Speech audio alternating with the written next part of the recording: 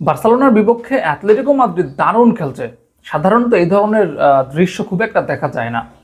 Barcelona এবং Atletico Madrid মুখোমুখি হওয়া মানেই বার্সেলোনার আধিপত্য, এবং অ্যাটলেটিকো মাদ্রিদ যতই ভালো খেলুক তারা বার্সেলোনার বিপক্ষে আসলে যেন কেমন যেন একটু হয়ে যায়। তবে সেই অ্যাটলেটিকো মাদ্রিদ এবার বার্সেলোনাকে রীতিমতো চমকে দিয়েছিল, তবে বার্সেলোনা আবার অ্যাটলেটিকো মাদ্রিদকে রীতিমতো চমকে দিয়েছে। মানে এই চমকানোর ম্যাচে 4-4 গোলের ড্র হয়েছে, মোট 8টা গোল হয়েছে এই ম্যাচটাতে। স্প্যানিশ কোপা দেল রের সেমিফাইনালের প্রথম লেগ বার্সেলোনার মাঠে খেলা অ্যাটলেটিকো মাদ্রিদের বিপক্ষে তাদের ম্যাচ। সেখানে প্রথম 6 মিনিটের মধ্যে অ্যাটলেটিকো মাদ্রিদ 2-0 গোলে এগিয়ে।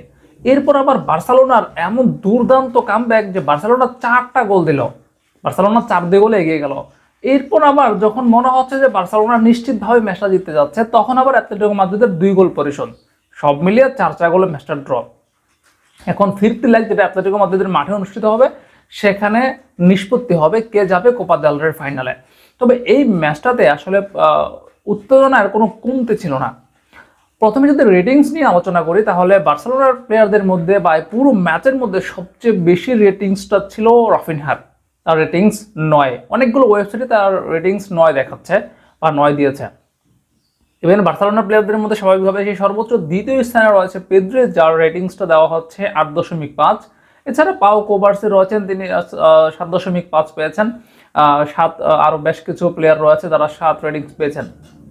আর অ্যাটলেটিকো মাদ্রিদের মধ্যে সর্বোচ্চ রেটিংসটা হচ্ছে অ্যান্টোনিও গ্রিজম্যানের, যার রেটিংসটা বিভিন্ন ওয়েবসাইটে বিভিন্ন রকম অবশ্যই, তবে সবচেয়ে বেশি ওয়েবসাইট তার যে রেটিংস দিয়েছে সেটা হচ্ছে 7.8। এই হচ্ছে তাদের মধ্যে। আর বাকি যারা রয়েছে তাদের একটা গড় মানে আপনার 6, 6.5 এরকম একটা কাছাকাছি রেটিংস প্রত্যেকের।